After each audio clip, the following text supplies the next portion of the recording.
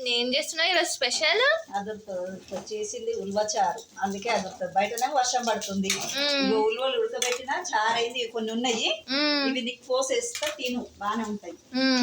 ఇగో ఇంకొకటి దాని సైడ్కి ఏంటంటే, ఇగో కొబ్బరిలు మన ఇంట్లో ఎప్పటికీ ఉంటూనే ఉంటాయి. గుళ్ళో కొట్టినవి, ఇంట్లో కొట్టినవి. పచ్చి కొబ్బరి తినమంటే తినవు.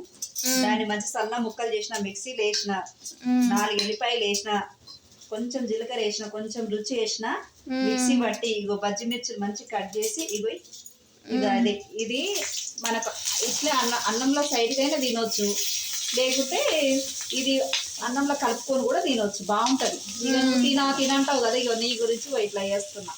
కానీ ఇలా ఫ్రై చేసుకుంటాం అంతే. ఇగో ముల్లంగి పచ్చిదే తినాలి, ముల్లంగి కూడా చాలా మంచిది. ఎందుకు కారం ఉంటుంది, ఇది ఉంటుంది అనొద్దు. అది ఈ సీజన్లోనే దొరుకుతుంది.